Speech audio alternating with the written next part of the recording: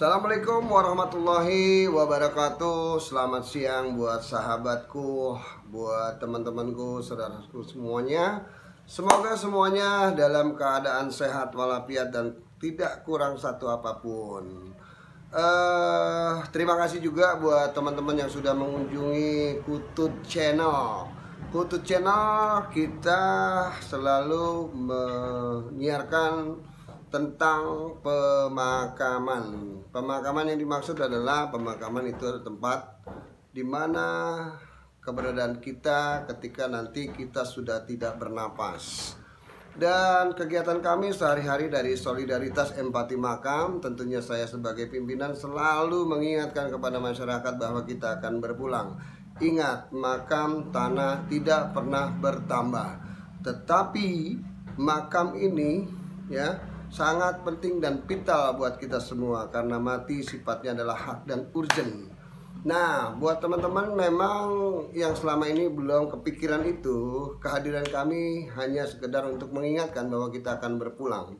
Ya, ketika kita dalam kondisi ekonomi yang cukup lumayan, barangkali mungkin tidak ada persoalan. Mungkin buat teman-teman yang sudah memiliki makam sendiri, itu juga tidak jadi persoalan. Tapi yang jadi persoalan adalah banyak orang yang mengaku-ngaku bahwa itu saya kalau mati di makam situ atau saya di makam sana. Tetapi ketika saya cross check dengan mereka dan keluarga, saya bertanya, makam itu tanahnya tanah siapa? Ternyata tanah wakaf orang. Artinya ketika kita mati berarti kita numpang di tanah orang. Nah, saudaraku semuanya, artinya yuk kita bersama-sama kita kembali kepada fitrah bahwa kita akan berpulang. Oke, di sini kita juga akan sedikit memberikan keterangan kepada teman-teman hasil investigasi kami di lapangan. Karena kerjaan kami sehari-hari adalah mengecek makam to makam. Tentunya nanti kami juga akan ada di beberapa kota tempat kalian tinggal, dan mohon izin, mohon doa restunya karena kehadiran kami sekedar hanya untuk mengingatkan dan mengecek keberadaan makam, kondisi makam, luas tanah makam. Kalau kita banding dengan jumlah penduduk di satu daerah itu tersebut, makamnya cuma satu, apakah akan menampung untuk semua? Nah, tentunya di sini juga bukan hanya menjadi perhatian kami, tetapi perhatian kita semua, perhatian juga pemerintah. Maka kami menghimbau juga kepada pemerintah, kepada para pengembang yang ada di wilayah masing-masing, jangan hanya membangun tempat di mana orang bernapas tidur, oke? Tetapi dipikirkan juga ketika orang sudah tidak bernapas nanti di mana tempatnya. Dan kami dari Solidaritas Empati Makam tentunya kami mendapati istilah-istilah pemakaman yang saat ini ya kami mempunyai istilah khusus. Artinya kriteria-kriteria itu orang hanya tahu mungkin ada beberapa istilah.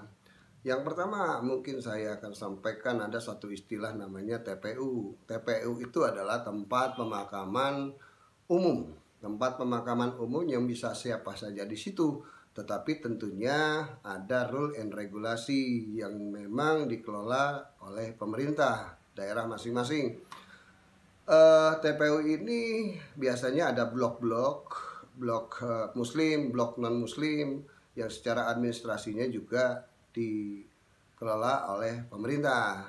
Nah, selain TPU ada istilahnya yang namanya wakaf. Wakaf itu memang dari orang per orang. Tapi di dalam persoalan wakaf ini masih ada persoalan. Saat ini kita temui di lapangan bahwa ada makam-makam yang memang suratnya itu nggak ada. Tapi di zaman dahulu kala, barangkali saya juga belum lahir, itu sudah menjadi makam. Lalu bagaimana solusinya? Ini yang jadi persoalan. Nah, kedua, ada makam wakaf yang memang suratnya komplit lalu sudah diserahkan oleh pemerintah, maka keluarlah sertifikat makam. Nah, karena memang itu persetujuan dari awal memang wakaf atau yang diberikan dari orang per orang atau nyumbang itu khusus muslim, makanya keluarlah istilah TPBU, tempat pemakaman bukan umum. Nah, biasanya ada register itu di surat sertifikat wakafnya dan itu diurus oleh Najir yang urus makam tersebut karena buat untuk muslim. Mungkin juga ada makam-makam tersebut yang mungkin buat non muslim. Ya, yang ketiga ada TPKK, tempat pemakaman khusus keluarga, yang memang ini lahannya punya keluarga. Artinya dia tidak bisa menempatkan lahan itu buat jenazah orang lain atau orang lain dimakamkan di situ. Karena tanahnya kita sering dapati ada 300 meter, ada 400 meter, lalu kemudian hanya disepakati untuk keluarga, misalnya bin to bin, misalnya dari kakek, nenek, dari anak, cucu, ya cuma mereka. Artinya tanah pribadi. Yang keempat itu ada tempat pemakaman khusus, ya kan, yang saya dapati mungkin kami tinggal di daerah Tangerang Selatan ada namanya tempat pemakaman khusus, yaitu mungkin karena orang meninggal karena tabrakan di rumah sakit lalu dimakamkan karena nggak ada identitasnya, itu namanya khusus. Nah, kami mendapati itu di sana. Nanti kita akan cek lebih lanjut kenapa tidak ada identitas lalu dimakamkan situ. Tentunya ini menjadi perhatian juga buat kami.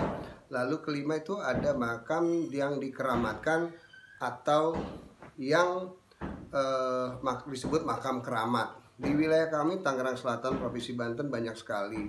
Tentunya, ya kan, apakah ini dikelola sama pemerintah ke depan atau seperti apa, atau dibiarkan seperti ini? Karena memang kalau kita kembali kepada kebutuhan mengacu jumlah penduduk dengan kesediaan lahan yang ada untuk 5-10 tahun akan datang, kita wallahi kita nggak bakalan dapat tempat itu lagi. Lalu kemudian kalau kata orang ada makam yang harus kita tumpuk, dan tumpuk juga kita punya etika dan adab seperti apa. Untuk muslim mungkin kalau nggak mahram nggak mungkin. Nah, ini jadi persoalan juga. Tentunya ke depan yuk kita sama-sama kita melihat. Yang keenam ada yang namanya makam komersil. Untungnya di tempat kami belum ada di Tangerang Selatan, belum ada makam komersil seperti yang di Cikarang, di sana sebagainya. Itu sudah luar biasa. Dilema juga kalau tidak ada makam komersil, buat orang-orang kaya itu juga akhirnya akan memakan makam-makam warga, makam-makam yang sifatnya umum. Kalau ada makam komersil mungkin orang-orang yang mampu bisa dimakamkan di sana atau dia bermakam di sana. Lalu terakhir mungkin ada yang namanya krematorium, tempat pembakaran mayat. Tentunya kita di beberapa negara kita cek juga memang bukan hanya dibakar, tetes abunya mereka juga dibutuhkan untuk penyimpanan. Dan tentunya membutuhkan lahan juga dalam konteks penyimpanan. Itulah yang kami investigasi selama ini. Dan tentunya kita tetap gali persoalan, kita akan cari tahu dan kita juga akan berbagi kepada teman-teman. Dan mungkin teman-teman YouTuber yang sudah berkunjung di YouTube channel selama ini, kami mengucapkan terima kasih atas doa restunya, dan terima kasih juga buat masyarakat yang kami sudah jumpai. Kami tanyakan tentang persoalan-persoalan makam yang mungkin dulu pernah ada kejadian-kejadian keluarganya dia yang meninggal, terus masalah pemakaman ada kesulitan, masalah bayar, masalah ini dan sebagainya, ada yang gratis, dan itu seperti apa. Yang terakhir mungkin saya sampaikan bahwa makam kita sudah sempit, apalagi kita numpang makam di wakaf orang lain. Ikutlah aturan. Kedua, ikutlah apa yang menjadi tata tertib dan tengok-tengok juga makam itu. Jangan sampai makam keluarga Anda ditumpuk dengan orang lain, Anda marah karena Anda itu numpang. Sekali lagi, Anda itu numpang. Kalau makam pribadi saya pikir tidak persoalan. Nah, dari kami sementara keterangan kami itu aja. Besar harapan kami ke depan semua menjadi barokah buat kita semua, barokah buat teman-teman juga, semoga selalu sehat. Apa yang kita mesti bawa ke alam kubur tentunya adalah amal ibadah kita. Tapi sebelum masuk ke alam kubur, tentunya tanah siapa yang Anda mau pakai buat jasad Anda dipendam nanti. Ayo kita pikirkan bersama-sama. Makam sudah habis, yuk kita sama-sama menabung bagaimana kita bisa membeli lahan pribadi buat keluarga kita. Oke, terima kasih dari kami Solidaritas Empati Pemakaman Indonesia. Saya Subari Materinata mengucapkan wassalamualaikum warahmatullahi wabarakatuh.